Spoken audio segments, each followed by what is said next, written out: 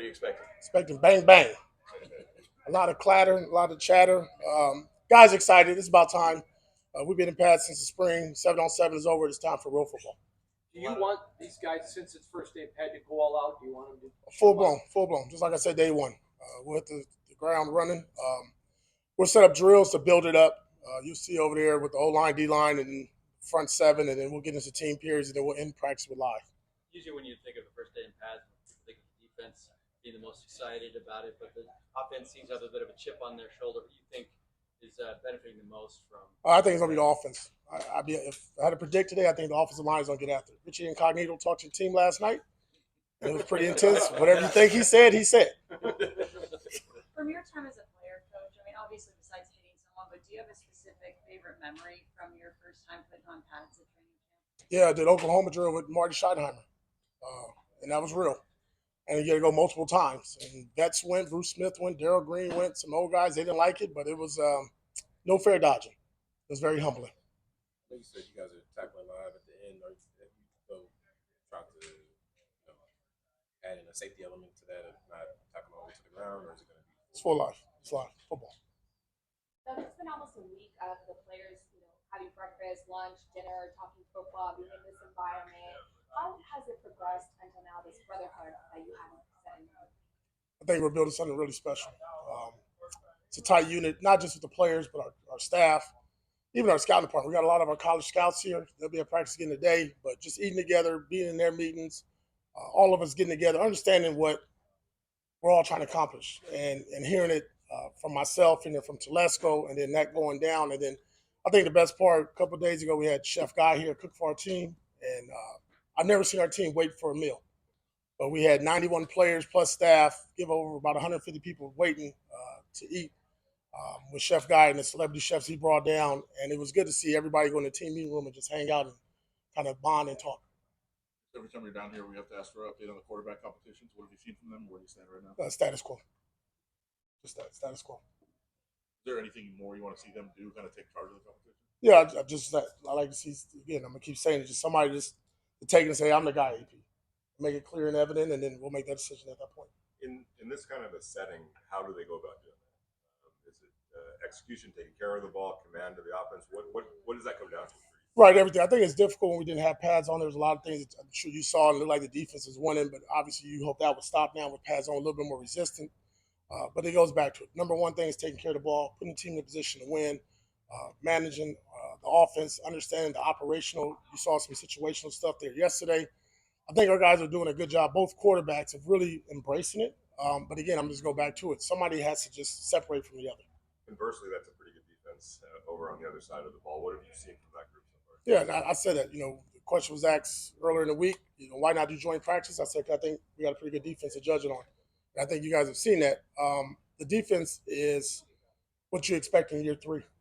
And when you got guys like Robert Spillane, Marcus Epps, Max Crosby, Christian Wilkins, and all those guys playing at a high level, and more importantly, communicating at a high level. And now Patrick's out there; he's playing Russian roulette, right? He's out there; he's just throwing it out there, playing dice, and these guys are just they're making the calls and adjustments. A very tight knit group. You can see the energy and excitement that they have for one another when they make plays, and they expect to dominate, and they're doing such. AP, you talk about guys being a team. Yesterday, there was a couple of plays where a defensive back was talking to a receiver talking to a defensive back after a rep. As a coach, when you see them working with guys on the other side of the ball, is there anything more that gets you excited than that? No, I love it. Even when it's trash talk, like, you got to, at some point, you got to stop and you got to line up and play again the next snap. But I think it's good. It's that competitive spirit that we're looking for. And we know that. Look, we'll do that out here on the grass. And then, like I said, when we get on the bus and go back to the hotel, we're teammates again. We're Raiders. I think these guys are doing a really good job of just buying into what I'm asking them to do. I just want us to compete.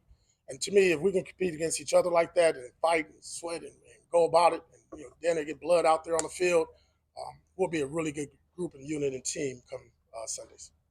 Do you have a specific goal that you want to see accomplished today? Yeah, I like us just to set the tone. I want us to be a heavy-handed team. You'll see more runs today than passes. We've done enough of that. We've seen that. We'll have another chance to throw later on. But I really like to see our running backs hit that hole full speed. I love to see our linebackers come down to second level, and then our safeties fit. I pretty much know what to expect with the O-line, D-line. It's going to be a bloodbath up front, and I'm excited to see that as well. Byron Young, the last couple days has seemed to be playing with. You could almost see him last year. He was thinking too much. Not a bad attitude, just thinking. Just seemed to be playing the last couple of days. Am I reading him correct? Yeah, I think we always put so much pressure on rookies to come in day one and be that guy, right? And he got off to a slow start, either via injuries or just the process of being a rookie. And sometimes you don't know when that's going to that light switch just clicks for him. And I think him having success with Jinx, not getting as many reps right now, and making some plays, that's just confidence. But he has to build on each and every day. I think with all of us as young players and young coaches, you have your ups and downs. If he can just keep building on like what we talked about early on, being consistent, I think he'll put himself in a good position. Speaking of injuries, is there any update on JPJ? Is he still on the pup list? Or Yeah, he's on the pup list. Hopefully, get him out here. I know he's looking good. Took the glasses off and kind of like getting out of cool mode and get ready back in football mode. Coach, last time you were on the podium, you mentioned that it was a different era from the time you were a player as of now, right? And so Nate yesterday made reference to some of the things that colleagues were writing about, and he stepped up and said, hey, be aware that Bennett is not who you all talk about and stuff. So obviously they're reading, they're listening, they're tuning in. What's your advice to them, and how do you handle that in order to make sure that they're transferring in the right way? I can't because they got their phone more than with me, to be honest. I just can't. I mean, I can sit there. Any coach can lie about that. But you try to just, when we have our team meetings, our staff meetings, I try to do a good job of telling them, look, I get it. Just use it as fuel and fire. No different than I do. I read everything. I hear everything. You got no other choice. I mean, you grab the information by doing that stuff, right? So I appreciate everybody's opinion, but it's just that. I think that we control, and I think our players really have taken this to heart. We control everything we're going to do going forward. And that's all we're going to do each and every day is chop wood, brick by brick, and let the chips fall where they fall. They mentioned yesterday, he was asked about a few pass deflections he had practicing, turnovers and interceptions. Yeah. It seems like he holds himself to a high standard, but it's also something that the guys on the defense have kind of embraced. Yeah. That's kind of the tone that you said, or Patrick Graham. Yeah, PBUs are cool. Interceptions are great. Turn that ball over is something we want to do, and then we want to take it the other way. We saw that at the end of the season. Our defense really took a lot of pride in scoring defensive touchdowns, and that's the mindset now. And I think Nate understands that. This is a big year for Nate, right? Contract year, fourth year. We expect a lot from Nate. Nate can do a lot of things. Nate's a special player because he can cover, he's explosive, but more importantly, in the run game, and you'll see that today, he's physical. And he's a big asset for our team. You were just talking about Byron Young, and also previously you talked about Trey Tucker. When you look at all those guys that came in last year, like Tyree, Mike, Trey, these are guys that were kind of went through their rookie pains last year, but now they're expected to be big pieces. What do you think of them kind of coming up and what we're going to see from them? Yeah, what I see is guys playing a little bit more looser, to be honest, at ease, kind of finding their role. Who am I? I heard Big Mike talk like, man, I worked on getting faster, doing yoga. You got to find out what it's like to be a pro. What worked in college doesn't work in the pros sometimes for you.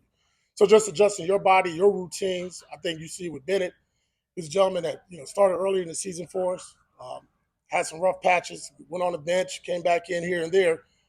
Boom, he hit the reset button. Came back with a different mindset and said, you know what, I'm ready to compete. And he's doing such. And you see that with Trey Tucker. He changed his body. He was here this entire offseason, got bigger, stronger, faster, had a hell of a play yesterday in the 2-minute drill. It's just the confidence they're playing with. And more importantly, I think it's a credit to their teammates. Devontae's doing a really good job. Jacoby Myers, those guys around and really loving up and coaching up our young receivers. And you see that amongst our team. Obviously, we got some young guys in the tight end position, but they work together. Like this morning, you saw Brock and Mike having breakfast together. That's cool. We've seen all three of your top tight ends line up as fullbacks, leading the run game. Are you excited to see what those guys bring to the table in terms of blocking? Yeah, no, definitely. I think, obviously we don't have a fullback on our roster. We got a lot of tight ends, different body types there. So for everybody to have an example, that's going to be cool. Do you think Brock is going to be back there to block every play? I hope not. I hope not. But, hey, I tell you what, he's willing to do it. And to me, it's just the mindset. Whatever it takes for the team and what you need to do for the team, these guys are bought into that. You mentioned Nate Hobbs and how special he could be. What about just the rest of the secondary? They look like they're flying around making plays and got a little swag to them. Yeah, and I'll be honest, it starts with Trayvon and Marcus Epps. I mean, they've really set the tone. They bonded from day one since Epps got here. His communication and what they do in between plays, what they do pre-practice, post-practice, that continuity and that group is really what you want, right? I'll be honest. When I first got here 3 years ago, the DB group, that room's a little shaky. It wasn't a tight-knit group. Everybody's independent contractors.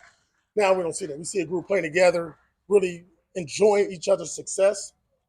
And when the opportunity's there for them to make a play, they're making those plays. And our safeties, all of them have made a play this, 4 practices in, either interception or some kind of play that's impacted the game. Practice. I'm sorry. Telesco signed a receiver yesterday that he had with the Chargers, but I'm told you knew him back in high school. Is that accurate? Can you talk about it, please? Yeah, went up against him a little bit. He was a Trinity League kid. I think he's from Long Beach. He went to Servite, St. John Bosco. I think at one time he wanted to be a Jackrabbit too. He might disagree with that, but very familiar with him. Watched him obviously as he was in college, and then saw a little bit of him last year. And he came and worked out, say a couple of days ago. Looked good, and then we just had an opportunity. I just feel like more lanes we got a wide receiver for what we're doing. That's better for our team. That way we're not putting wear and tear on some of our older guys. Good. Thank you guys. Thanks, Thanks. JP.